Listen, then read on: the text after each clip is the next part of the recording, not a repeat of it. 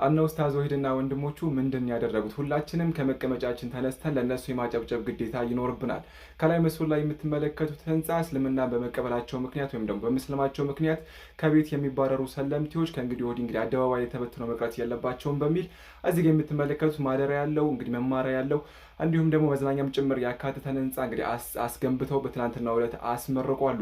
ይህ ህንፃ እንግዲህ በጣም ብዙ ጥቅሞች ይኖሩታል ነው የተባለው። በሀገራችን ኢትዮጵያ ለመጀመሪያ ጊዜ በዚህ መልኩ የተሰራ ህንፃ ነው። ማለትም ሰለምቴዎች ላይ ተኮር አድርጎ እነሱን መልሶ ለማቋቋምና አደባባይ ለወጥተው እንዳይቀሩ ወይም ደግሞ ተቸግረው ውጭ ላይ መንገድ ላይ ተበትነው እንዳይቀሩ ለማድረግ ታስቦ የተሰራ ህንፃ ነው። በኡስታዝ ወሂድና በወንድሞቹ በንጽር ዘርፍ ላይ የሚሰሩና በጣም በብዙ ሰዎች አማካኝነት የተሰራ እጅግ በጣም ምርጥ ተግባር ነው ማለት ነው። ሁላችንም ለእነዚህ ጀግኖች ልናጨበጨብ ይገባል። ብዙ ሰዎችን ሲያስተምሩ የምናውቀው ነገር ነው። ከዚህ በተጨማሪም ደግሞ በተግባር ደግሞ እንደዚህ አይነት ህንፃ ሰርተው ደግሞ አስመርቋሉ።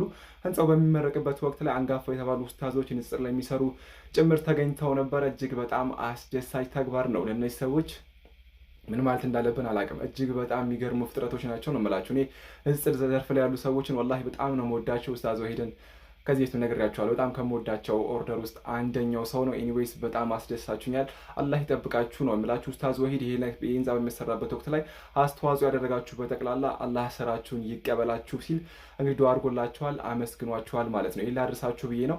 እንግዲህ እንደዚህ አይነት ነገሮች ተጠናክሮ ይቀጥሉ ለማለት እወዳለሁ። ይሄን ላድርሳችሁ ብዬ ነው። እስኪ ማሻ አላህ በሉልኝ ለይህን ስራ ከወደዳችሁት ማለት ነው። ቪዲዮን በደንብ ላይክ፣ ሼር፣ ፖስት እያደረጋችሁ ለሁሉም አድርሱልኝ።